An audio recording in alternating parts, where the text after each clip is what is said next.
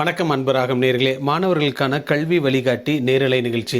இந்த நிகழ்ச்சியில் youth foundation get set go founder திரு சாம்வெல் சர்ச்சில் கோயம்புத்தூர்லேருந்து நம்ம நிகழ்ச்சிக்கு நேரார். அவரை ராகம் தொலைக்காட்சி சார்பாக அன்புடன் வரவேற்கிறோம். வணக்கம் சாம். வணக்கம் சார். எப்படி இருக்கீங்க? நல்லா இருக்குங்க சார். தேங்க்யூ. கோயம்புத்தூர்லேருந்து இணைப்பு. நீங்களும் ஊட்டியில நம்ம சொந்த ஊரான ஊட்டியில இருந்து பார்த்துட்டு இருக்க எல்லாருக்கும் என்னுடைய முதல் வணக்கம். கடவுளுக்கு என்னுடைய நன்றி. Thank you for this great opportunity Stephen sir and Ragam TV. Thank you Samuel. இப்போ கல்வி அப்படிங்கிறது என்னங்க, எஜுகேஷன் அப்படிங்கிறது என்ன? ஏன்னா உங்களதே பார்த்தீங்கன்னா youth foundation get set go அப்படின்னு ஒரு எஜுகேஷன் ரிலேட்டடாக இருக்குது. அந்த கல்வி எஜுகேஷன் அப்படிங்கிறது என்ன உங்கள் பார்வையிலுங்க? சார், கல்வி அப்படின்னு சொன்னாலே ஒருவருடைய வாழ்க்கைய அடுத்த கட்டத்திற்கு எடுத்து சென்று வாழ்வையே மாற்றக்கூடிய ஒரு விஷயம் தான் கல்வி. கல்வின்னு எடுத்துக்கிட்டீங்கன்னு சொன்னா ஒரு சாதாரணமான ஒருத்தனை கூட ஒரு தலை சிறந்த வல்லுநரா மாற்றக்கூடியது கல்வி. சோ கல்வி அப்படிங்கிறத பத்தி மட்டும் எடுத்துக்கிட்டா பல நாட்கள் பேசிக்கொண்டே இருக்கலாம். ஒரு சிம்பிள் வேர்ட்ல சொல்லணும் அப்படின்னு சொன்னா education is a tool which is used to change the world அப்படின்னு சொல்லி பல பெரிய நிபுணர்களே சொல்லிட்டாங்க. ஒரு கல்வின்ற ஒரு சின்ன டூல் இருந்ததுன்னு சொன்னா உலகத்தில் எதை வேணுமானாலும் நம்ம கல்வியை வச்சு மாற்ற முடியும். So education is a tool. Education is a tool அப்படின்னு சார் ஒரு கோல் இருக்கும் கட்டாயமாக எல்லாத்துக்குமே. இப்போ எல்கேஜிலேருந்து ஒரு ஸ்டூடெண்ட் படிச்சுட்டே இருக்காங்க ஹையர் எஜுகேஷன் வரைக்கும். ஒவ்வொரு ஸ்டேஜ் பை ஸ்டேஜாக அவங்க கிராஸ் பண்ணுறப்போ எந்த மாதிரியான ஒரு எஜுகேஷன், எந்த மாதிரியான கோலோடு அவங்க ரீச் ஆகணுங்க? சார், இப்ப எஜுகேஷன் அப்படிங்கறது நீங்க பாத்தீங்கன்னா இப்ப நம்மளுடைய கண்ட்ரில ஸ்கில் பேஸ்ட் எஜுகேஷன் ரொம்ப கம்மியா இருக்கு. பட் இந்த ஸ்கூல் எஜுகேஷன், காலேஜ் எஜுகேஷன் அப்படின்னு சொல்லி நம்ம பிரிச்சோம் அப்படின்னு சொன்னா அதுல ஸ்கூல் எஜுகேஷன்ல இப்ப தமிழ்நாடு எடுத்துக்கிட்டீங்கன்னு சொன்னா ஒரு சில டிஸ்ட்ரிக்ட்ஸ் சூப்பர் ஸ்ட்ராங்கா இருக்கும். அதுல நம்ம நீலகிரி டிஸ்ட்ரிக்ட் ரொம்பவே ஸ்பெஷல். ஏன்னா நானும் ஊட்டியில தான் பிறந்து வளர்ந்து அங்கிருந்து என்னுடைய கிராஜுவேஷன் ஸ்கூலிங் முடிச்சு நான் கோயம்புத்தூருக்கு வரேன். ஸோ அந்த ஸ்கூல் எஜுகேஷன் தான் ஃபண்டமெண்டல், அடிப்படையான ஒரு விஷயம். அந்த ஃபண்டமெண்டல் ஸ்ட்ராங்கா இருந்தாதான் சொல்லுவாங்களே சார், ஒரு பில்டிங் கட்டணும்னா கூட பேஸ்மெண்ட் ரொம்ப ஸ்ட்ராங்கா இருக்கணும். அப்பேற்பட்ட பேஸ்மெண்ட்டை கொடுக்கக்கூடியதுதான் ஸ்கூல் எஜுகேஷன். அந்த பேஸ்மெண்ட்ல இருந்து நீங்க அப்படியே பல பில்டிங்ஸ் கட்ட முடியும். அதுதான் உங்களுடைய காலேஜ் எஜுகேஷன். காலேஜ் எஜுகேஷன் அப்படின்னு சொன்னா ஸ்ட்ராங்கா இருக்க பேஸ்மெண்ட்டை வச்சு எப்பேற்பட்ட உயரமான கட்டடம் நீங்க கட்ட போறீங்க உங்களுடைய லைஃப்ல. சோ ஸ்கூல் அண்ட் காலேஜ் இந்த ரெண்டு வாக்ஸ்ல எஜுகேஷனுங்கிறது ரெண்டு வகையா காமனா பார்க்கப்படுது. ஒண்ணு என்னன்னு பாத்தீங்கன்னா தியரிட்டிக்கல் பேஸ்ட் எஜுகேஷன். இப்ப நான் படிச்சு வந்ததும் சரி, இப்ப இருக்க ஸ்டூடெண்ட்ஸ் நிறைய பேர் படிக்கிறதும் சரி இந்த மாடல்ல தான். இந்த தியரிட்டிக்கல் பேஸ்ட் எஜுகேஷன் அப்படின்னு சொல்லும் போது புக் வார்மிங் தான். இப்ப நான் சமீபத்துல ஒரு 3 நாட்களுக்கு முன்னாடி ஒரு 12th ஸ்டாண்டர்ட் முடிச்ச ஸ்டூடெண்ட்டை நான் பார்த்தேன். அப்ப பிஎஸ்சி கம்ப்யூட்டர் சயின்ஸ் அவங்க முடிச்சிருக்காங்க. என்கிட்ட கைடன்ஸ் கேட்டாங்க, அண்ணா நான் என்ன சப்ஜெக்ட் எடுக்கணும்னு சொல்லி. அப்ப நான் சொன்னேன், என்ன சப்ஜெக்ட் எடுக்கணும்னு சொல்லி யார் வேணாலும் சொல்லலாம், ஆனா உன் திறமைக்கு நீ என்ன எடுக்கலாம் அப்படிங்கறத ஸ்பெசிஃபை பண்ணணும். உன் திறன்கள் என்னன்னு சொல்லி அவன் கூட உட்கார்ந்து அவனுடைய திறன்களை ஐடென்டிஃபை பண்ணி பார்த்தா கம்ப்யூட்டர் சயின்ஸ்குள்ள சுத்தமா உனக்கு ஸ்கில்லே இல்லை. இப்ப அந்த ஸ்டூடெண்ட் 12th கம்ப்யூட்டர் சயின்ஸ் படிச்சிருக்கோமேங்கிறதுனால காலேஜ் போய் கம்ப்யூட்டர் சயின்ஸ் எடுத்தா அவனுடைய லைஃப் ஒரு மிகப்பெரிய கேள்விக்குறியாயிரும். சோ இந்த ஸ்கூல் எஜுகேஷன், இந்த தியரிட்டிக்கல் எஜுகேஷன்ங்கிறது வரும்போது நான் சொன்ன அந்த ரெண்டாவது இடத்துல ஃபர்ஸ்ட் புக்ல இப்போ ஃபார் எக்ஸாம்பிள் ஒரு எக்ஸாம்பிள் எல்லாருக்கும் புரியுற மாதிரி ஒரு சிம்பிள் எக்ஸாம்பிள் நான் சொல்றேன் சார். பிஎஸ்சி கம்ப்யூட்டர் சயின்ஸா இருக்கட்டும், இல்ல கம்ப்யூட்டர் சயின்ஸா இருக்கட்டும், இல்ல பேசிக்கா ஒரு 7th 8th ஸ்டாண்டர்ட் ஸ்டூடெண்ட் கூட தெரியற அளவுக்கு ஒரு எக்ஸாம்பிள். விண்டோஸ் நம்ம யூஸ் பண்றோம் மைக்ரோசாஃப்டோட. அப்போ அந்த விண்டோஸ் 9 வந்துருச்சு, விண்டோஸ் 11 வரைக்கும் இப்ப அப்டேட் ஆகி போயிட்டு இருக்கு. இப்ப அந்த விண்டோஸை பத்தி ஒரு பாடம் எடுக்கணும் அப்படின்னு சொன்னா புக்ல இருக்கும். இப்ப விண்டோஸ் 9 ஒரு எக்ஸாம்பிளுக்கு எடுத்துக்கிட்டா salient features of windows or windows 9 special features என்ன அப்படின்னு சொல்லி நம்ம லிஸ்ட் பண்ணலாம்.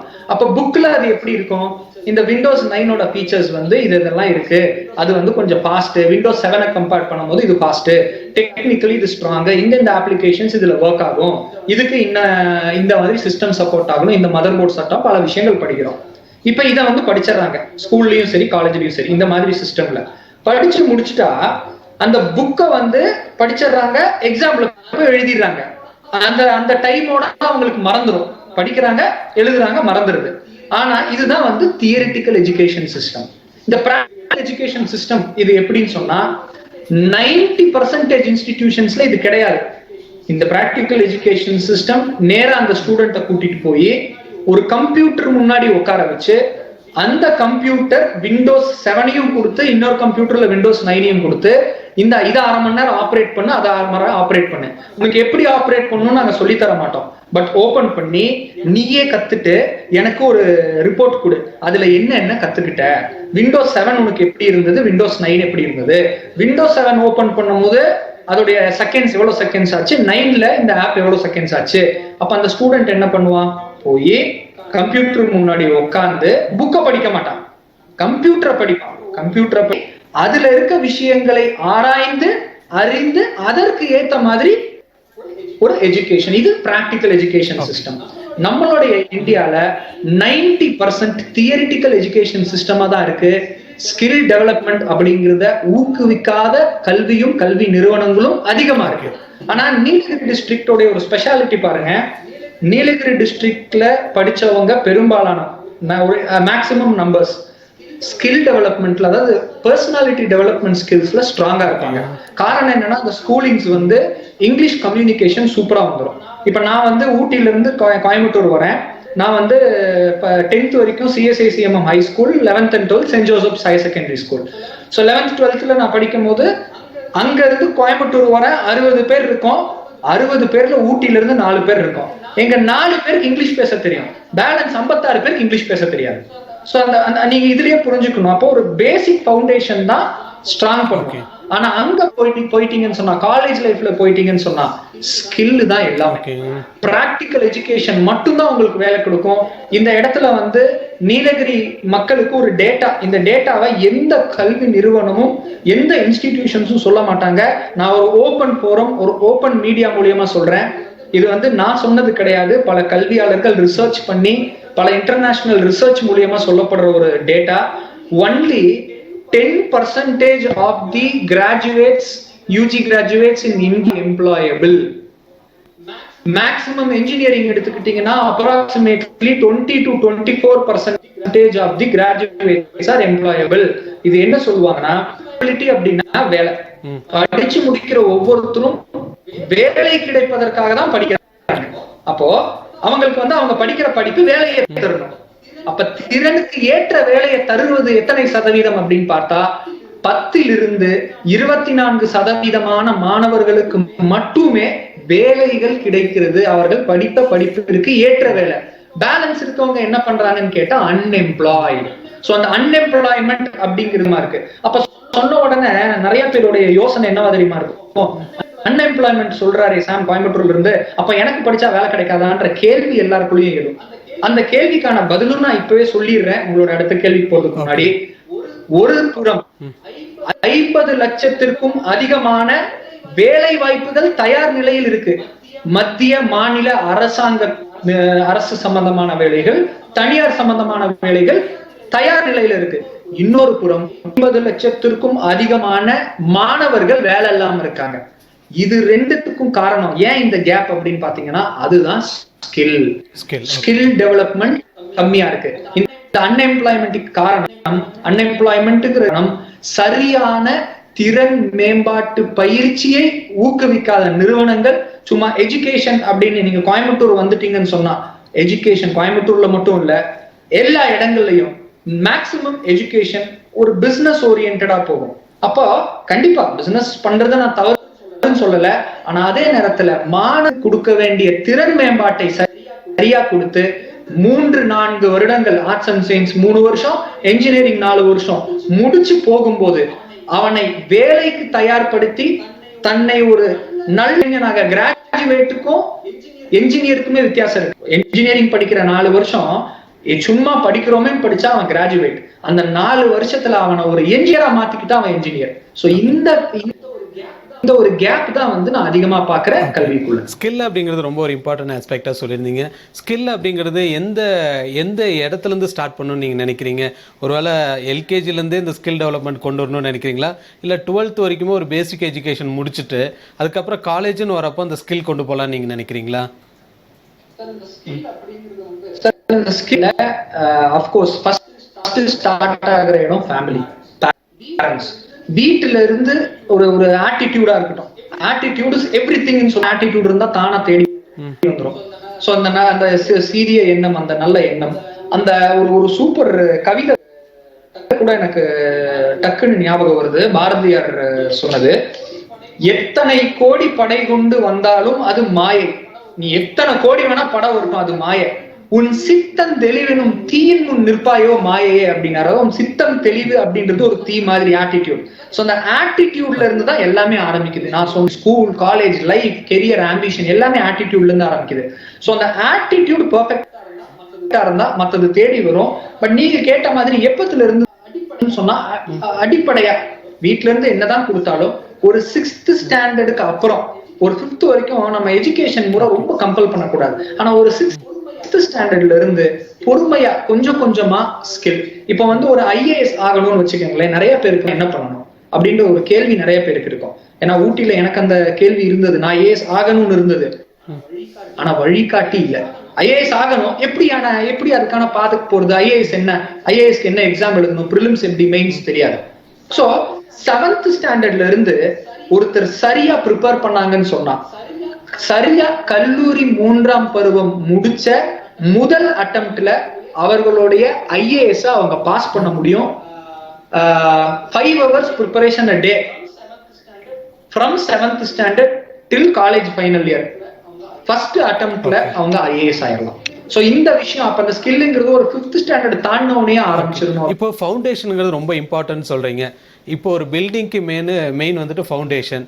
அப்போ இந்த பில்டிங்கோட என்டையர் கன்ஸ்ட்ரக்ஷன் நமக்கு தெரிஞ்சாதான் அந்த ஃபவுண்டேஷன் நம்ம போட முடியும். அப்போ பிளாங்காக நமக்கு ஃபவுண்டேஷன் ஸ்ட்ராங்காக வேணும்னு ஸ்டூடெண்ட்ஸ் இப்படியே கைட் பண்ணிட்டு கூட்டே போகிறப்போ அதோட பில்டிங்கோட டோட்டல் ஸ்ட்ரக்சர் அவங்களுக்கு தெரியாமையே போகிறதுக்கான வாய்ப்புகள் இருக்குதானுங்க.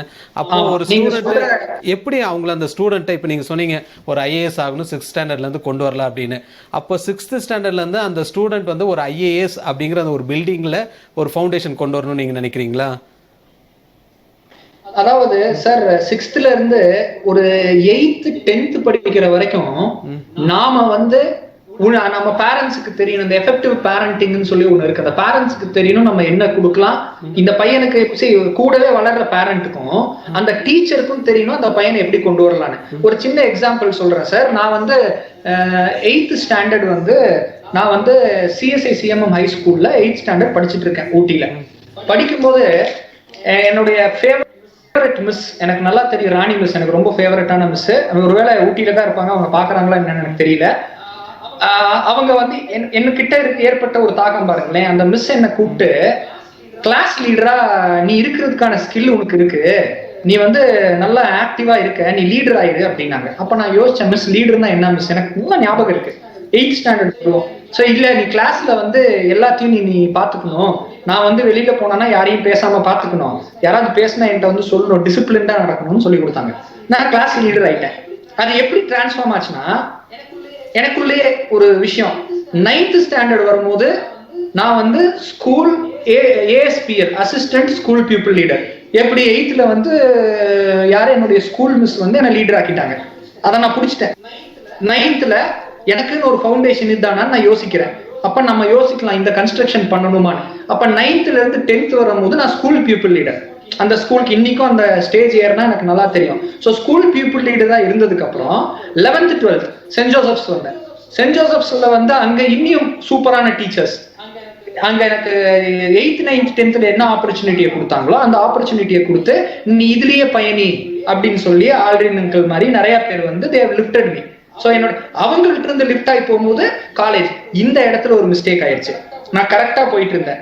அப்ப எனக்கு கரெக்டான கைடன்ஸ் வந்து இப்ப என்னுடைய டேலண்ட்க்கு ஏற்ற கைடன்ஸை நீ சூப்பரா லீடர் ஆயிடுவேனாங்க. பட் எப்பேற்பட்ட லீடர்ன்றத சொல்றதுக்கான விஷயம் யாரும் சரியா சொல்லாம விட்டுட்டாங்க. அப்ப நான் என்ன பண்ணிட்டேன், கன்ஃபியூஸ் ஆயிட்டேன். கன்ஃபியூஸ் ஆகும் போது நான் 12th ஸ்டாண்டர்ட் இப்ப முடிச்சவங்க 90% கன்ஃபியூஸ்டா இருப்பாங்க. ரீசன் என்ன தெரியுங்களா, என்னதான் அவங்க ஸ்கில்ல வச்சு கரெக்டா வந்தாலும் அந்த மாதிரி கன்ஃபியூஸ் பண்ணி விட்டுருவாரு. அப்ப என்ன கன்ஃபியூஸ் பண்ணிட்டாங்க, நீ வந்து என்ன அப்ப சொல்லியிருக்கலாம், நீ வந்து BA பொலிட்டிக்கல் சயின்ஸ்னு ஒண்ணு இருக்கு, அரசு நிர்வாகம் சம்பந்தமான படிப்பு, லா இருக்கு, சட்ட ரீதியான படிப்பு, உன் ஸ்கில்லுக்கு அது சரியா இருக்கும்னு என்கிட்ட ஒரு கைட் பண்ணல. அதனால அந்த கைடன்ஸ் இல்லாத நான் என்ன பண்ணேன், ஒரு கம்ப்யூட்டர் சயின்ஸ் டிகிரி போய் எடுத்துட்டேன். நான் என்னுடைய ஸ்கில்லுக்கு அது எது எடுக்கணும்னு தெரியாம கைடன்ஸ் இல்லாம எடுத்ததுனாலதான் ஆஃப்டர் 3 years அந்த கம்ப்யூட்டர் சயின்ஸ்ல நான் ஃபெயில் ஆகிறேன். அதே என் தம்பி கம்ப்யூட்டர் சயின்ஸ் எடுத்தா அவன் பாஸ் ஆயிட்டான். சோ அப்ப இதுல என்ன சொல்லுவேன், கம்ப்யூட்டர் சயின்ஸ்க்கு ஸ்கோப் இல்லைன்னு நான் சொல்ல மாட்டேன், கம்ப்யூட்டர் சயின்ஸ்க்கு சூப்பர் ஸ்கோப் இருக்கு. ஆனா நான் சரியான தேர்வை, என் திறனுக்கு ஏற்ற தேர்வை நான் செய்யல. அப்போ 7th 8th ஒவ்வொரு டைமும் நான் அனலைஸ் பண்ணி எனக்கு எந்த துறை செட் ஆகும், அந்த துறையில நான் என்ன எடுக்கலாம் அப்படிங்கறத பில்ட் பண்ணிட்டு வரணும். ஒருவேளை என்ன வந்து நீ IAS ஆகுன்னு பில்ட் பண்ணிட்டு நான் 12th அப்புறம் எனக்கு IASக்கான இன்ட்ரெஸ்ட நான் லூஸ் பண்ணனா அது வேற. பட் அந்த ஆர்வத்தோட சேர்த்து சரியான வழிகாட்டுதல் இருக்கும்போது அது வெற்றியை நோக்கி போகும். அப்புறம் பாருங்க, நான் BCA முடிச்சேன். BCA முடிச்ச உடனே ஐ அனலைஸ்ட் மை செல்ஃப். என்னுடைய 8th டீச்சர் சொன்னாங்களே லீடர், 12th டீச்சர் சொன்னாங்களே லீடர். நீங்க கூட அதுல எனக்கு ஒரு பெரிய பார்ட்டா இருந்திருக்கீங்க ஸ்டீபன் சார்.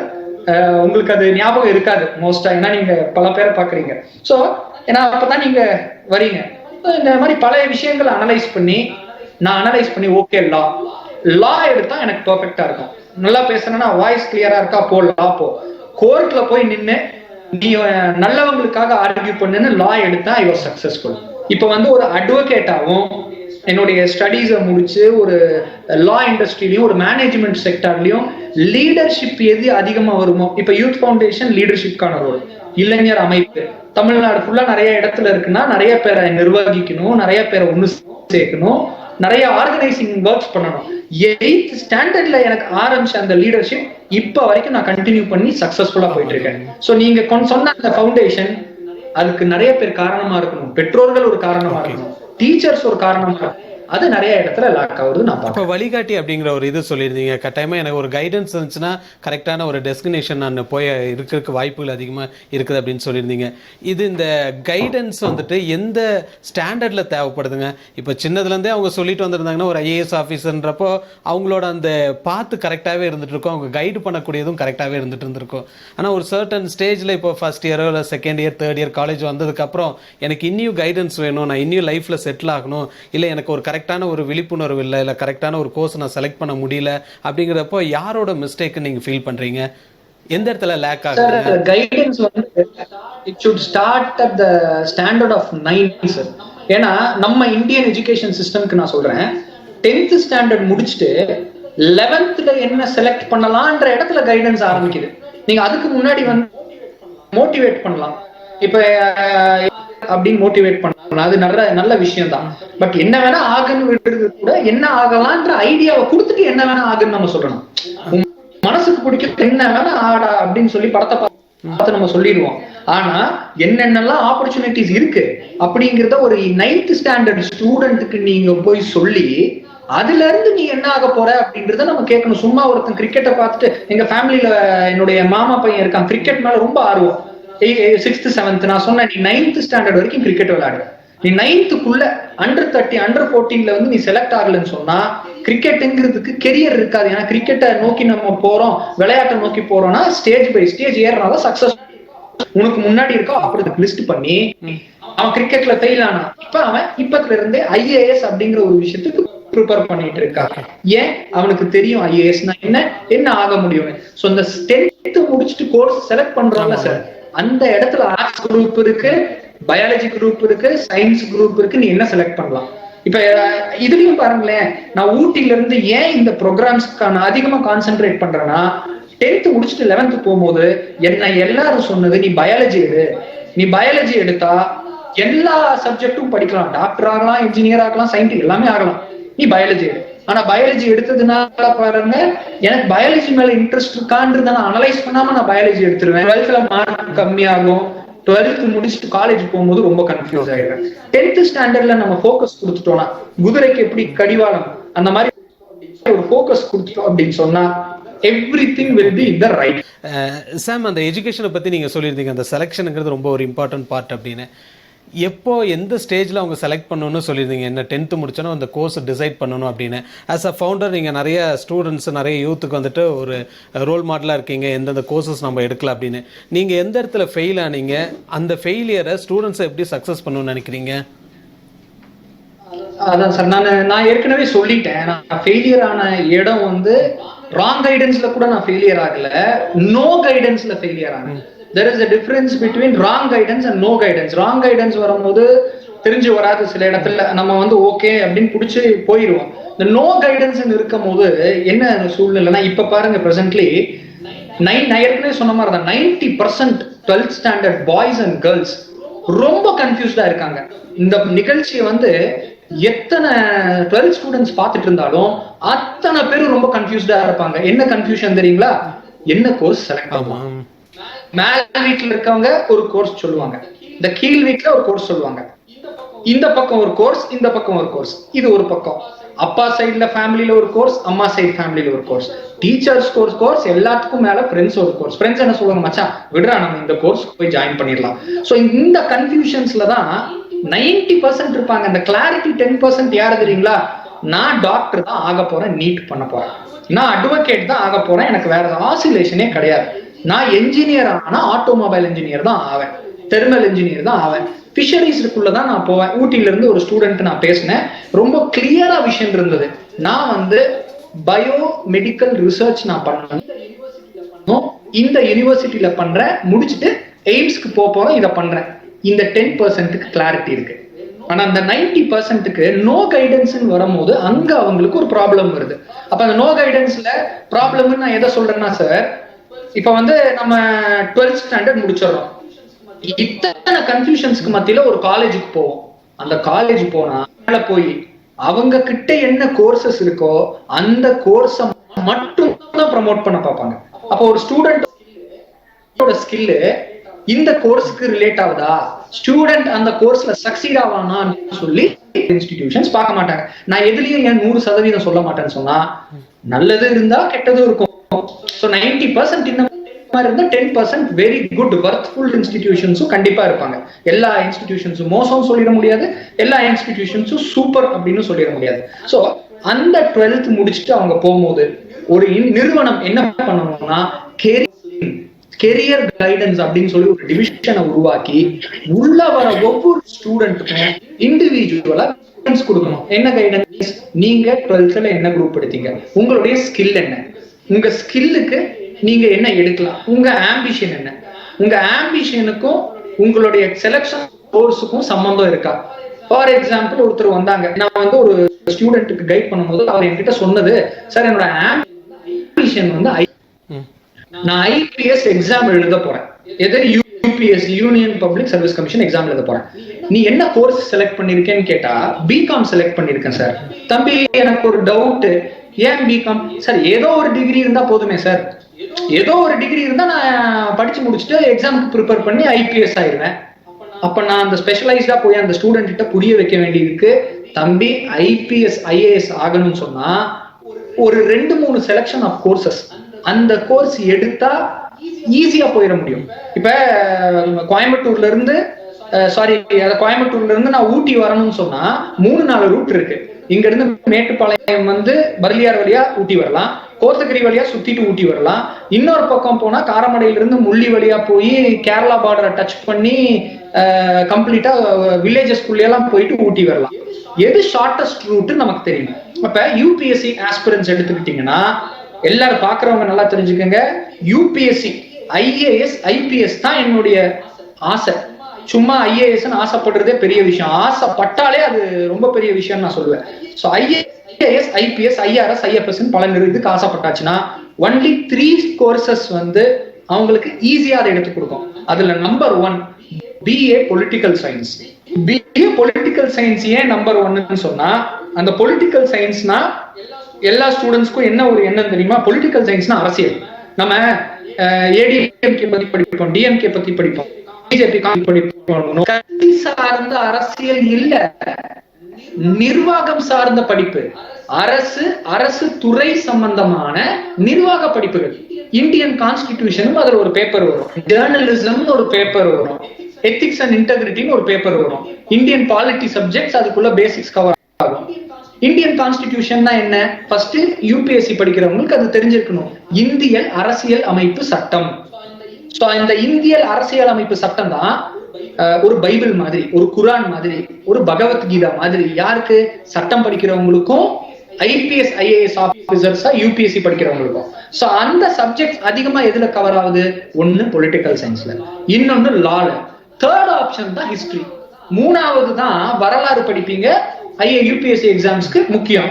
ஆனா அந்த யூபிஎஸ்சியோட எக்ஸாம்ஸ் எழுதுற சப்ஜெக்ட்ஸே அதிகமா படிக்கக்கூடியது பொலிட்டிக்கல் சயின்ஸ்ங்கிறது இங்க நிறைய பேருக்கு தெரியறது இல்லை. சோ இந்த ஒரு பாத்துல நம்ம போனா ஈஸியா போயிட முடியுங்கிறது. ஸ்டூடெண்ட்ஸ் எப்படி அதை பிரிச்சு எடுத்துக்கணும்?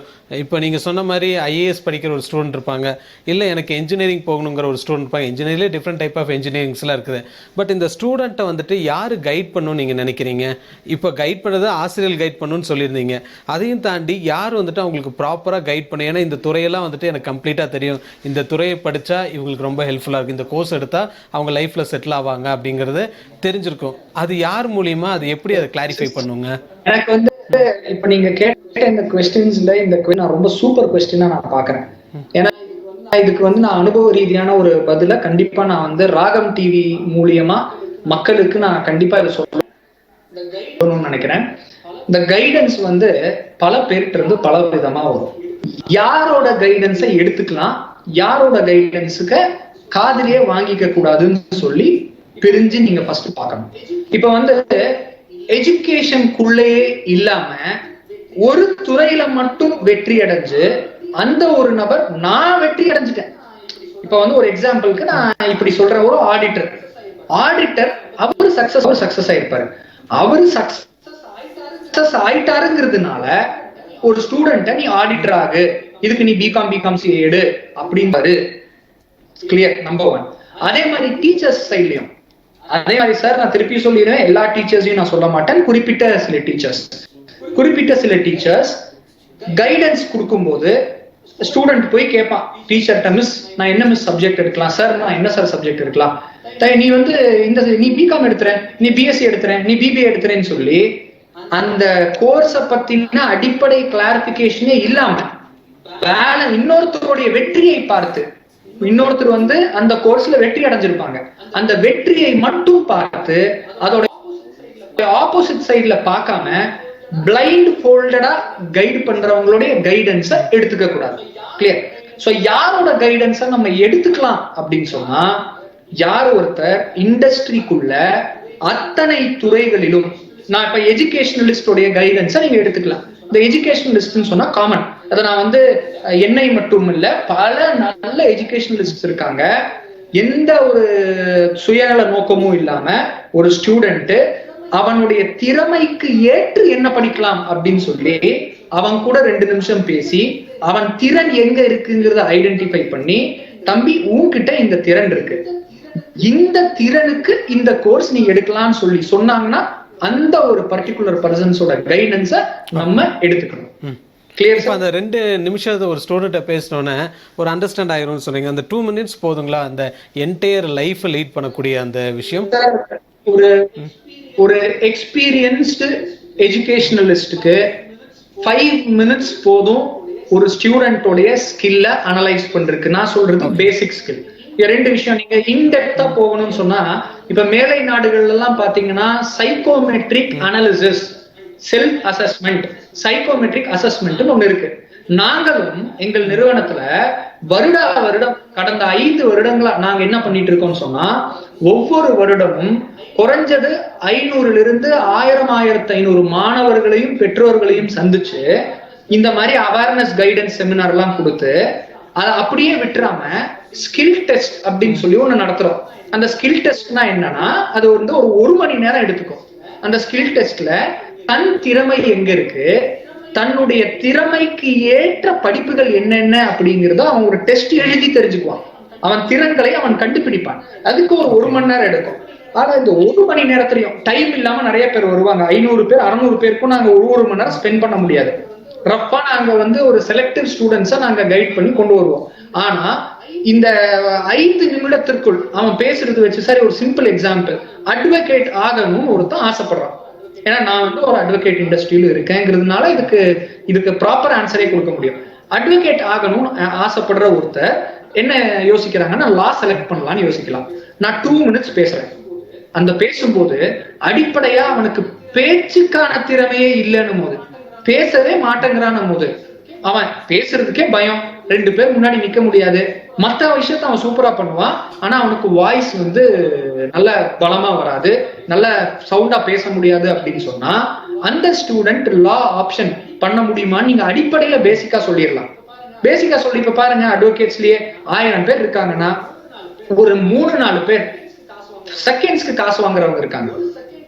ஒரு செகண்டுக்கு 1 லட்சம் வாங்குற அட்வொகேட்ஸ் இருக்காங்க. ஒரு நாள் ஃபுல்லா வேலை செய்து 1000 ரூபாய் 100 ரூபாய் சம்பாதிக்கிறவங்களும் இருக்காங்க. அவங்க திறனுக்கு ஏற்ற அவங்க உழைக்கிறாங்க, சம்பாதிக்கிறாங்க. ஆனா எல்லா துறைகளிலும், இப்ப சினிமா, அரசியல் எல்லாத்துலயும் எடுத்துக்கோங்க, 100 ரூபாய் சம்பாதிக்கணும்னு இருக்கா. அதே படிப்பை படிச்சு பல கோடிகள் சம்பாதிக்கிறவங்களும் இருக்காங்க. இந்த பல கோடிகள் சம்பாதிக்கிறவங்க அதுதான் என் படிப்புன்னு தேர்ந்தெடுத்து போறாங்க. கம்மியா சம்பாதிக்கிறவங்க தெரியாம போய் அந்த துறையில விழுந்துடுறாங்க. சோ நீங்க 5 மினிட்ஸ் ஒரு எஜுகேஷனலிஸ்ட் உட்கார்ந்தாருன்னா கிளியரா சொல்ல முடியும் அந்த மாணவன் அதற்கு திறன் உள்ளவனா திறன் இல்லாதவனா அப்படின்னு சொல்லி. இப்போ ஒரு கம்பெனி நம்ம போயிட்டா அந்த கம்பெனியில் வந்துட்டு எல்லாமே செலக்ட் பண்ணுவாங்க, இந்த டிகிரி இருந்துச்சுன்னா உங்களுக்கு இந்த வேலை அப்படின்னு. ஒரு எஜுகேஷன் சம்மந்தப்பட்டவர் வந்துட்டு அந்த 2 நிமிஷத்தில் இல்லை ஒரு 5 நிமிஷத்தில் அவரை பற்றி செக் பண்ணுற, அந்த ஸ்டூடெண்ட்டை பற்றி அனலைஸ் பண்ணுறப்போ அந்த ஸ்டூடெண்ட்ஸ்க்கு அதோட குவாலிஃபிகேஷன் இருக்குதா அப்படிங்கிறது இல்லைன்னு வச்சுக்கோங்களேன். அப்போ அவர் வேற ஏதோ சஜஸ்ட் பண்ணுறதுக்கான வாய்ப்புகள் இருக்குதானுங்க சாம்? சார் கண்டிப்பா. அதாவது நீங்க கேக்குறது எனக்கு புரியுது. இப்ப இந்த சக்சஸ் ரேஷியோ அப்படின்னு எடுத்துக்கிட்டீங்களேன், என்னோட கெரியர்ல நான் சொல்ல மாட்டேன் நான் 100% வந்து கைடன்ஸ் கொடுத்தவங்க எல்லாம் வெற்றி அடைஞ்சிட்டாங்கன்னு சொல்லி. காரணம் என்னன்னா, கைடன்ஸை வாங்கிட்டா மட்டும் பத்தாது, அதற்கு ஏற்ற மாதிரி பயணிக்கணும். இப்ப என்னுடைய சக்சஸ் ரேஷியோ, நான் வந்து தைரியம் சொன்னா 100 மாணவர்களில் 95 மாணவர்கள் 95% சக்சஸ் ரேஷியோ கொடுத்திருக்கோம். 100% யார் சொன்னாலும் அதை நம்பாதீங்க. நான் 100% யாருனாலையும் கொடுக்க முடியாது. எந்த இடத்துலயும் 100% இருக்காது. அது எதுவா இருந்தாலும் சரி. ஒரு 90% மேல நீ ஏன் சொல்றேன்னா, சில பேர் அந்த கைடன்ஸை வாங்கிட்டு போய் சேர்ந்ததுக்கு அப்புறம் அதற்கு ப்ரிப்பேர் பண்ண மாட்டாங்க, அதை நோக்கி ஓட மாட்டாங்க. இப்ப நான் வந்து ஒரு ஸ்டூடெண்ட்டை கைட் பண்றேன். ஆனா பாருங்க, இந்த கைடன்ஸ் எப்படி இருக்கணும்னு நான் சொல்றேன். பிஎஸ்சி கம்ப்யூட்டர் சயின்ஸ் நீங்க எடுங்க. நீங்க பிஎஸ்சி கம்ப்யூட்டர் சயின்ஸோ பிஇ கம்ப்யூட்டர் சயின்ஸ் இன்ஜினியரிங்கோ எடுத்தா கம்ப்யூட்டர் சயின்ஸ்குள்ள நீங்க சாதிச்சிருவீங்க அப்படின்னு சொன்னா நான் அதோட விட்டுறக்கூடாது. அந்த கம்ப்யூட்டர் சயின்ஸ எப்படி படித்தால் நீ சாதிக்க முடியும்ன்றத சேர்த்து ரூட் மேப் பண்ணி கொடுக்கணும். இதான் career mapping, skill mapping, skill test. So அந்த மேப் என்னவா இருக்கணும்? கம்ப்யூட்டர் சயின்ஸ் எடுக்கிறீங்க தம்பி, நீங்க கம்ப்யூட்டர் சயின்ஸ் எடுத்தா முதல் வருடத்தில் படிக்கிற அந்த படிப்பு கம்ப்யூட்டர் சயின்ஸ்ல C++, ஜாவா எல்லாம் சொல்லி தருவாங்க. சரி, அதை தாண்டி சொல்லித்தராத விஷயங்கள் நீ கத்துக்கணும். சர்ச் என்ஜின் ஆப்டிமைசேஷன் கத்துக்கணும், டிஜிட்டல் மார்க்கெட்டிங் கத்துக்கணும், வெப் டிசைனிங் கத்துக்கணும், மொபைல் அப்ளிகேஷன் டெவலப்மெண்ட் கத்துக்கணும்.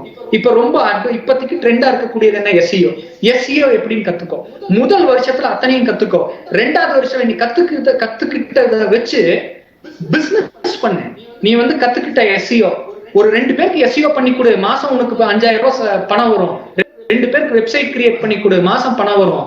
கம்ப்யூட்டர் ஹார்ட்வேர் சாஃப்ட்வேர் எல்லாத்தையும் பிரி. நீ படிக்கிற படிப்பை தியரிட்டிக்கலா வச்சுக்கோ, பிராக்டிக்கலா உள்ள இறங்கு. கூகுள் கூட ஒர்க் பண்ணு, ஹேக்கிங்ல ஒர்க் பண்ணு, எத்திக்கல் ஹேக்கரா மாறு. இந்த மாதிரி விஷயங்கள் மேப்பிங் போட்டு கொடுக்கும் போது அவன் அதை அப்படியே கம்ப்யூட்டர் சயின்ஸோட ஸ்கில் இருக்கு, ஆர்வம் இருக்கு, லேப்டாப் வாங்குறான், போறான், டெய்லி ஒரு நாளைக்கு 2 hours ஒர்க் பண்றான், புதுசா தன்னை கத்துக்கிறான். இந்த கம்ப்யூட்டர் சயின்ஸ் படிக்கிறவங்க மட்டும் அத்தனை பேருக்கும் சொல்லிடுறேன், நீங்க அவுடேட்டடா இருந்தீங்கன்னா நீங்க அதுல ஃபெயில் ஆயிருவீங்க.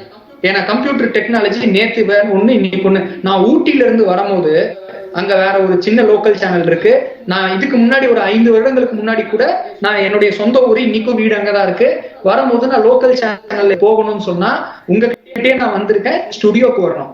ஆனா இப்ப டெக்னாலஜி பாருங்க சார், நான் கோயம்புத்தூர்ல அங்க இருந்து பல கிலோமீட்டர் தொலைவுல உட்கார்ந்துட்டு இருக்கேன், கிளியரா உங்களை பாக்குறேன், நீங்க என்ன பாக்குறீங்க, நம்ம 2 பேரையுமே வியூவர்ஸ் பாக்குறாங்க. So technology is developed. So அந்த டெக்னாலஜி அப்ப அப்டேட்டடா நீங்க இல்ல அப்படின்னு சொன்னா ஃபெயில் ஆயிருவீங்கன்னு சொல்லி அந்த மேப்பையும் போட்டு கொடுத்து ஒரு ஸ்டூடெண்ட்டை கம்ப்யூட்டர் சயின்ஸ் படிக்க சொல்லணும். அது மாதிரி தான் பிகாம், பிபிஏ, பிஇ எதுவா இருந்தாலும் நீங்க இதை படிங்கன்னு சொல்றவங்க படிங்கன்னு சொல்லாம எப்படி படிக்கணும் அப்படிங்கிறதையும் சேர்த்து மேப்பிங் போட்டு கொடுக்கறதுக்கு பேர் தான் கெரியர் மேப்பிங். ஓகேங்க. ஸோ இது அந்த ஸ்டூடெண்ட்ஸ் இப்படி அனலைஸ் பண்ணாங்கன்னா அவங்க அந்த சக்ஸஸ் எந்த அளவுக்கு க்ரைட்டீரியா ஃபிக்ஸ் பண்ணுறீங்க? இந்த லெவலுக்கு போயிட்டா தான் இது சக்ஸஸ் அப்படிங்கிற அந்த க்ரைட்டீரியா எப்போ ரீச் ஆகுங்க? சார் சக்ஸஸ்க்கு வந்து க்ரைட்டீரியாவே இல்லை சார். ஏன்னா நான் ஒரு எக்ஸாம்பிள் இப்போ உங்களுக்கு சொன்னேன். நான் ஒரு உதாரணத்தோட சொல்றேன். நான் வந்து ஒரு நாளைக்கு வந்து கவுன்சிலிங்க்கு பல மாணவர்கள் இந்த லாக்டவுன் டைம்லயும் என்னை வந்து சந்திச்சுட்டு இருக்காங்க போன்ல. அப்ப நான் வந்து ஒரு சின்ன ஃபார்ம் கொடுப்பேன். அந்த ஃபார்ம்ல வந்து அவன் என்னை பார்க்க வரும்போது நான் வந்து எப்படின்னா நல்ல பணம் நல்லா கட்ட முடிஞ்சவங்க கிட்ட டெஃபினட்டா பணம் வாங்கி பண்ணுவேன், இல்லைன்னா ஃப்ரீ. நான் வந்து ஏன்னா எஸ்பெஷலி எனக்கு கிடைக்காதது இன்னும் நிறைய பேருக்கு கிடைக்கணும்னு சொல்லி ஒரு ஃப்ரீ கைடன்ஸ் கொடுக்கும்போது ஒரு பேப்பர்ல நிறைய டீடைல்ஸ் எழுதும் போது ஆம்பிஷன் ஒரு காலம் 180 மாணவர்கள் அந்த காலமை ஃபில் பண்ண மாட்டாங்க. தெரியாது, தெரிஞ்சாதானே ஃபில் பண்ண முடியும். மோஸ்டா தெரியறது இல்லை, கன்ஃபியூஸ்டா இருக்காங்க, ஃபில் பண்ணல. அதுல வந்து ஒரு பையன் வந்துட்டு IAS அப்படின்னு சொல்லி ஃபில் பண்ணிட்டோம். நிறைய ஒரு சிலர் நிறைய பேர் ஃபில் பண்ணுவாங்க. எனக்கு வந்த ஃபார்ம்ல அந்த ஃபார்ம்ல எல்லாம் ஸ்பிளிட் பண்ணி பார்த்தா 100 ஒரு 3 பேர் 4 பேர் IAS IPS ஃபில் பண்ணுவாங்க. எந்த எந்த சிச்சுவேஷன்ல எந்த பொழுதுல அவங்க IAS ஃபில் பண்ணாங்களோ அந்த செகண்டே அவங்க ஜெயிச்சிட்டாங்க. அதுதான் சக்சஸ். எனக்கு தெரிஞ்சு சக்சஸோட டிட்டர்மினேஷன் அவனுடைய பேப்பர்ல நீ என்ன ஆகணும்னு கேட்கும் போது நான் இதுதான் ஆக போறேன், அது IAS மட்டும் இல்ல, அது என்ன வேணா இருக்கலாம். அந்த ஃபர்ஸ்ட் ஸ்டெப் ஆஃப் சக்சஸ் சொல்லுவோம். ஆடிட்டர் இல்ல CBI ஆபீசர் இல்ல IAS ஆபீசர் இல்ல என்ஜினியர் இல்ல டாக்டர், அதை எழுதுனதே சக்சஸ் தான். அப்புறம் அந்த சக்சஸ் எப்படி நம்ம மேலோக்கி கொண்டு போறோம். So success cannot be determined, rather success அப்படிங்கிறத நம்ம ஸ்டார்ட் பண்ண முடியும். அந்த ஸ்டார்ட் தான் நம்ம எண்ணம். நான் ஆட்டிடியூடுங்கிறது ஆரம்பத்துல சொல்லிட்டேன். ஸோ உங்க ஆம்பிஷன் நீங்க எழுத ஆரம்பிச்சிட்டீங்கனாலே அது சக்சஸ் தான். So we can't determine success according to me. இந்த ஸ்கில் டெவலப்மெண்ட்டை பற்றி நீங்கள் சொல்லியிருந்தீங்க. ஸ்டூடெண்ட்ஸ் வந்துட்டு அந்த ஸ்கில் டெவலப்மெண்ட்டு ஸ்டூடெண்ட்ஸ் வந்து ஒவ்வொரு ஸ்டேஜ் பை ஸ்டேஜாக அவங்க கொண்டு, இப்போ ஃபார் எக்ஸாம்பிள் நீங்கள் சொன்னீங்க 6th அந்த ஸ்கில் டெவலப்மெண்ட்டு கொண்டு வந்தால் நல்லாயிருக்கும் அப்படின்னு சொல்லியிருந்தீங்க. இப்போ அந்த ஸ்கில் டெவலப்மெண்ட்டுக்கு அந்த ஸ்டூடெண்ட்டு எந்த மாதிரியாக ஒரு தனியாக ஒரு கிளாஸோ இல்லை எப்படி அந்த ஸ்கில்லு கொண்டு வரணும், இல்லை ஸ்கில்லுக்கும் எக்ஸ்ட்ரா கரிக்குலர் ஆக்டிவிட்டீஸ்க்கு என்ன டிஃப்ரெண்ட்டுங்க? ஸ்கில் டெவலப்மெண்ட்டுக்கு தனியா டெஃபினட்டா வந்து கிளாஸ் போகணுங்கிறது அவசியம் இல்லை. காரணம் என்னன்னா நம்ம பண்ற ஒவ்வொன்றுலயுமே வந்து அந்த ஸ்கில்ல வந்து நம்ம என்ன மாதிரியான ரீடிங் நியூஸ் டிஃபைன் பண்றீங்க? அதான் சார், ரீடிங் ஸ்கில்ஸ் இருக்கு, கம்யூனிகேஷன் ஸ்கில்ஸ் இருக்கு. இந்த மாதிரி அது ஒரு பெரிய இது. அது நம்ம இனி வர லைவ் ப்ரோக்ராம்ஸ்ல நம்ம டெஃபினட்டா அதை பத்தி டிஸ்கஸ் பண்ணுவோம். நான் பேசிக்கா ஒண்ணு சொல்றேன். இப்ப ரீடிங் ஸ்கில் இருக்கு, அது ஒரு ஸ்கில். இப்ப ரீடிங் ஸ்கில்ல எப்படி ஒருத்தர் வளர்த்துக்க முடியும்? இதுக்கு போய் தனியா கிளாஸ் போக வேண்டாம். டெய்லி வந்து நியூஸ் பேப்பர் படிச்சா போதும். நியூஸ் பேப்பர் இல்லையா பரவாயில்ல, இருக்கிற புத்தகங்களை எடுத்து படிச்சு பார்த்தா போதும். அதை சத்தமா படிச்சா அது ஒரு ஸ்கில். இந்த ஸ்கில் ஒரு கம்பெனிக்கு தேவைப்படுது. எதுவுமே இல்ல, ஒரு புத்தகத்தை எடுத்து சத்தமாக வாசித்தல் ஒரு ஸ்கில். அந்த ஸ்கில் ஒரு கம்பெனிக்கு தேவைப்படுது. இப்ப ஸ்டீபன் சார் அப்பத்துல இருந்து பார்த்துட்டு வரும்போது நான் அட்மையர் பண்ற விஷயம் என்ன, நீலகிரி டிஸ்ட்ரிக்ட்ல பல பேருக்கு வந்து ஒரு ஃபேவரட் ஆங்கர் ஸ்டீபன் சார். எப்படி வந்து நீங்க ஒரு ஃபேவரட் ஆங்கர் போய் ஒரு சேனல் முன்னாடி உக்காந்தா உங்ககிட்ட இருக்கிற ஸ்கில் மத்தவங்க பார்த்து இன்ஸ்பயர் ஆவாங்க. இதுக்கு போய் தனியா வந்து சார் ஸ்டீபன் சார் வந்து ஒரு கிளாஸ்க்கோ எங்கேயோ போல, தன்னுடைய ஆர்வத்தை தூண்டி ஒரு நீங்க ஃபர்ஸ்ட் எப்படி ஆரம்பிச்சிருப்பீங்க சார், ஒரு கண்ணாடி முன்னாடி போய் ஃபர்ஸ்ட் நின்றுருப்பீங்க. கண்ணாடி முன்னாடி நின்று உங்களிடம் நீங்க பேசி பார்த்திருப்பீங்க, உங்களுக்கு ஒரு கான்பிடன்ஸ் வந்திருக்கும். அப்புறம் டிவிக்கு வருவீங்க, அதே கான்பிடன்ஸ்ல பேசுவீங்க, உங்களை சுத்தி பழைய ஃபேன்ஸ் வச்சிருக்கீங்க. ஸோ அந்த ஸ்கில்ங்கிறது இட் இஸ் வெரி சிம்பிள். எந்த இடத்துல அதுக்கு போய் படிக்கணும் அதுன்றதெல்லாம் இல்லை, இருக்கிற இடத்துல சின்ன சின்ன வேலைகள். இப்ப வந்து இது ஒரு சூப்பர் படம். எனக்கு வந்து உடனே படம் ப்ரமோட் பண்றேன்னு நீங்க சொல்லிட வேண்டாம். அது ஒரு இங்கிலீஷ் படம் தான், கராத்தே கிட் அப்படின்னு சொல்லி ஒரு படம். நிறைய பேர் பார்த்திருப்பீங்க, பார்க்காதவங்க பார்க்கலாம். தி கராத்தே கிட் அப்படின்னு சொல்லி மூவில பாத்தீங்கன்னா அந்த குட்டி பையன் வந்து கராத்தே கத்துக்குவான். அதை நீங்க கொஞ்சம் நல்லா அந்த மூவியை பார்த்தா தெரியும். ஒண்ணுமே இல்லை, அவன் தினமும் செய்யற வேலைகளை அவன் கராத்தே கத்துக்குவான். பார்த்தா அந்த வேலைகள்லயே தான் கராத்தே இருக்கு அப்படிங்கறத அவன் உணர்வான். சோ நம்ம பண்ற ஒவ்வொரு வேலையிலையும், நம்ம பண்ற ஒவ்வொரு செயல்லையும் ஒரு ஸ்கில் இருக்கு. அதை நம்ம போய் தேடி பார்க்க வேண்டாம், அதை டெவலப் பண்ணா போதும். ஆனா கல்வி நிறுவனங்களை செலக்ட் பண்ணும் போது அந்த திறன் மேம்பாட்டு பயிற்சிகளை அதிகமாக ஊக்குவிக்கும் கல்வி நிறுவனத்தை நீங்க செலக்ட் பண்ணணும். அப்பதான் உங்ககிட்ட இருக்க ஸ்கில்ல அவங்க கொஞ்சமாவது டெவலப் பண்ணி விடுவாங்க. அந்த ஸ்கில்ல மண் போட்டு மூடி விடாத அளவுக்கான இன்ஸ்டிடியூஷன்ஸா நீங்க செலக்ட் பண்ற இன்ஸ்டிடியூஷன்ஸ். இப்போ நீங்க அந்த ரீடிங், நியூஸ் பேப்பர் அதெல்லாம் சொல்லியிருந்தீங்க இல்லைங்க. இப்போ ஹாபிஸ்க்கும் ஸ்கில்லுக்கு என்ன டிஃபர் ஆகுதுங்க? சார் ஹாபி வந்து வெரி டிஃப்ரெண்ட் சார். ஹாபி வந்து ஊர் சுத்துவங்கிறது கூட ஒரு ஹாபி தான். ஊர் சுத்துவங்கிறது ஸ்கில்லா வராது. சரியா? ஹாபி அப்படின்னு சொன்னா ரீடிங் புக்கை வந்து ஹாபியாவும் எடுத்துக்கலாம். சில விஷயங்களை நீங்கள் ஹாபியாவும் எடுத்துக்கலாம், ஸ்கில்லாவும் எடுத்துக்கலாம். ஆனா ஃபர்ஸ்ட் ஹாபினா என்ன, ஸ்கில்னா என்ன அப்படின்னு நீங்க பிரிச்சு பாத்தீங்கன்னா, ஹாபிஸ்னா தமிழ்ல என்ன, ஏன்னா நான் வந்து ஃப்ரீயா இருக்கிற டைம்ல நான் என்ன பண்ணுவேன், ஃப்ரீயா இருக்கிற டைம்ல நான் ஸ்கில் டெவலப் பண்ணுனா ரீடிங் புக் ஹாபியா எடுத்துக்கலாம். ஃப்ரீயா இருக்கிற டைம்ல I am develop reading books. அதுதான் வந்து டாக்கிங் வித் ஃப்ரெண்ட்ஸ், அது கூட ஒரு ஸ்கில் தான். ஆனா அதுவே ஹாபினா நான் வந்து டிவி பாக்குறதுல கூட ஒரு ஸ்கில் இருக்கு, நான் இல்லைன்னு சொல்ல. அதுல இருந்து என்ன கத்துக்கிறோங்கிறது, என்ன ஸ்கில் நம்ம கத்துக்கிறோங்கிறது. ஆனா எந்த அர்த்தமுமே இல்லாம சும்மா ஜாலியா ஒரு குத்தாட்டம் பாட்டை பார்த்துட்டு, ஜாலியா வந்து ஒரு காமெடியை பார்த்துட்டு ஒண்ணுமே கத்துக்காம என்டர்டெயின்மெண்டா மட்டும் பொழுத போக்கிட்டு இருந்தா அதுக்கு பேர் தான் ஹாபி, பொழுதுபோக்கு. நான் ஃப்ரீயா இருக்கும்போது, இப்ப லாக்டவுன் தான் பாருங்க, லாக்டவுன்ல ஃப்ரீயா இருக்கும்போது என்ன, நான் ரெண்டு விஷயம் சொல்றேன் உங்களுக்கு. இப்ப என்கிட்ட வந்து ஐ ஹாவ் அ மொபைல். இந்த லாக்டவுன்ல வந்து பாத்தீங்கன்னா நிறைய பேர் என்ன பண்ணாங்க, மொபைல்ல கேம்ஸ் விளையாண்டே பொழுது போக்குறாங்க. இப்ப இது ஹாபி, பிளேயிங் கேம்ஸ் அப்படிங்கிறது ஹாபி. அதை எப்படி ஸ்கில்லா மாத்த முடியும்? என்ன கேம் விளையாடுவீங்கிறத வந்து அதை ஸ்கில்லா மாத்த முடியும். அதே பிளேயிங் கேம் ஒரு செஸ்ஸா இருந்ததுன்னா யூ டெவலப் யுவர் ஸ்கில். உங்களுடைய அறிவை நீங்க கத்துக்கக்கூடிய ஒரு கேமை விளையாடுறீங்க, பொழுதுபோக்காவும் இருக்கு, ஸ்கில்லாவும் இருக்கு. ஆனா அதுவே நான் ஒண்ணுத்துக்கும் யூஸ் இல்ல, உட்காந்து பப்ஜி விளையாண்டுட்டு இருக்கேன். பப்ஜி விளையாண்டுட்டு இருந்தா அங்க இருந்து என்ன ஸ்கில் வரும்? ஒரு ஸ்கில் கடைசியில எந்த இடத்துல போய் எண்ட் ஆகும்னா, ஹாபி ஒரு மைனஸ்ல போய் எண்ட் ஆகும். அந்த பப்ஜிக்குள்ள அடிக்ட் ஆகி அதுக்குள்ள போய் திரும்பி வெளிவர முடியாத அளவுக்கு ஒரு மாணவன் வந்து மாறிடுவோம். சோ அதுதான் hobby is different, skill is different. Inside a skill there can be a hobby, inside a hobby also there can be a skill. அது எப்படி மாணவன் தன்னை உருவாக்கிக்கிறாங்கிறத பொறுத்து. ஒரு ஸ்டூடெண்ட்டை வந்துட்டு கண்டினியூஸாக நம்ம சொல்லிகிட்டே இருக்கோம்னு வச்சுக்கோங்களேன். ஃபார் எக்ஸாம்பிள், நீ இப்படி இருன்னு சொல்கிறப்போ இப்போ இருக்கக்கூடிய அந்த ஜென்ரேஷன் வந்து அக்செப்ட் பண்ணிக்க மாட்டாங்க. சொல்லக்கூடிய ஒரு விஷயத்தை வந்துட்டு கரெக்டாக அந்த பாயிண்டில் அவங்க சொன்னால் அவங்க அண்டர்ஸ்டாண்ட் ஆகிறதுக்கான வாய்ப்புகள் இருக்கு இல்லைங்க சாம்? இல்ல சார், நான் அதான் என்னுடைய ஸ்டைல் அதில் ரொம்ப டிஃப்ரெண்ட் சார். நான் வந்து sir I am last bench student. சரி, நான் வந்து ஸ்டாண்டர்ட் 6ல இருந்து நான் வந்து லீடர் ஆனதே நான் லாஸ்ட் பெஞ்ச்ல. Differentiation first bench student, last bench student எல்லாமே ஸ்டூடண்ட் தானே? இல்ல சார், டிஃபரன்ஷியேஷன் இருக்கு. ஏன்னா அன்னில இருந்து இன்னி வரைக்கும் இத பார்த்துட்டு இருக்க நிறைய லாஸ்ட் பெஞ்சர்ஸ் யோசிப்பாங்க, சரி என்ன லாஸ்ட் பெஞ்ச்னா என்னோட 2 லாஸ்ட் பெஞ்ச் நான் சொல்லட்டுமா, நான் ஹைட் சார். சோ என்னோட ஹைட் வந்து அதனால நான் லாஸ்ட் பெஞ்ச் போனேன். ஆனா I love last bench. Last பெஞ்ச்ன்றது இன்னொன்னு என்ன தெரியுங்களா, இப்ப கேள்வி எல்லாம் கேட்கறாங்கன்னா கூட சில டீச்சர்ஸ் கேட்கணும்னா லாஸ்ட் பெஞ்ச் கேட்பாங்க, சில பேர் ஃபர்ஸ்ட் பெஞ்ச். ஆனா ரொம்ப படிக்கிற பசங்க லாஸ்ட் பெஞ்ச்ல உட்கார மாட்டாங்க, அவங்க வந்து ஃபர்ஸ்ட் 2 பெஞ்ச்ல உட்காருவாங்க. ஸோ லாஸ்ட் பெஞ்சர்ஸ் தான் ரொம்ப அதிகம், middle benchers and last benchers. இந்த ஃபர்ஸ்ட் பெஞ்சர்ஸ் வந்து மார்க் ஸ்கோர் பண்றது பார்ப்பாங்க. லாஸ்ட் பெஞ்சர்ஸ் வந்து எல்லாத்துலயுமே என்ன சொல்றது, மல்டி டேலண்டட் எக்ஸ்பர்ட்ஸ் நிறைய பேர் இருப்பாங்க. அதுக்காக ஃபர்ஸ்ட் பெஞ்சர்ஸ் இருக்க மாட்டாங்கன்னு நான் சொல்லல, நான் லாஸ்ட் பெஞ்சை கொஞ்சம் பெருமையா சொல்லிக்கிறேன், அவ்வளவுதான். ஸோ அந்த லாஸ்ட் பெஞ்ச் ஸ்டூடெண்டா இருந்து வரும்போது என்கிட்ட வந்து எனக்கு தெரிஞ்சது ஓகே, அதனால வந்து நான் 8th வரேன், 9th வரேன், ஒரு லீடரா வரேன். இன்னைக்கு வந்து ஒரு லீடரா உட்காரேன். ஆனா வெறும் படிப்பை மட்டுமே கொடுத்துட்டு இருக்க ஒரு இடத்துல வந்து நீங்க ஸ்கில்ல அதிகப்படியா எதிர்பார்க்க முடியாது. சோ அந்த ஸ்கில்ல பத்தி நான் ரொம்ப சார், ஸ்கில் டெவலப்மெண்ட் பத்தி பேசினா இந்த ஒரு லைஃப் பத்தாது சார்.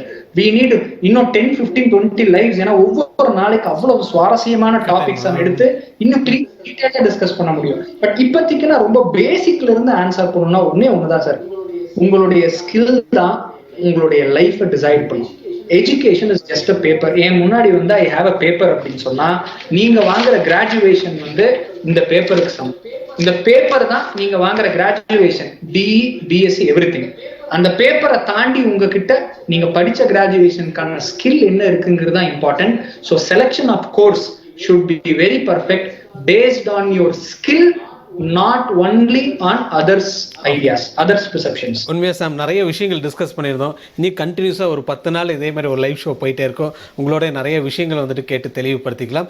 இந்த நிகழ்ச்சியில் வந்து கலந்துட்டு ரொம்ப நன்றிங்க சாம். நன்றி, வணக்கம். Thank you sir. ராகம் டிவி நேயர்கள், ஸ்டீபன் சார், இதோடைய ஓனர்ஸ் மற்றும் அதை பார்த்துட்டு இருக்க எல்லாருக்கும் இந்த அருமையான வாய்ப்பை கொடுத்ததற்கும், கல்வி மூலம் தன் வாழ்க்கையை மிகப்பெரிய இடத்துக்கு கொண்டு போக முடியும் அப்படின்னு நினைக்கிறவங்களுக்கும் என்னுடைய வாழ்த்துக்கள். தேங்க்யூ ராகம் TV. Thank you Sam Churchill, founder youth foundation get set go founder திரு சாம்வேல் சர்ச்சில் அவர்கள் கோயம்புத்தூர்லேருந்து வந்துட்டு எப்படி அந்த ஸ்கில் டெவலப் பண்ணிக்கணும், சரியான ஒரு இன்ஸ்டியூட்டை நம்ம செலக்ட் பண்ணணும், சரியான ஒரு கோர்ஸை செலக்ட் பண்ணணும், சின்னதுலேருந்தே ஒரு ஆம்பிஷன், அதேமாதிரி ராங் கைடன்ஸு கரெக்ட் கைடன்ஸு அப்படிங்கிறது ரெண்டுமே டிஃப்ரென்ஷியேட் பண்ணி காட்டியிருந்தாரு.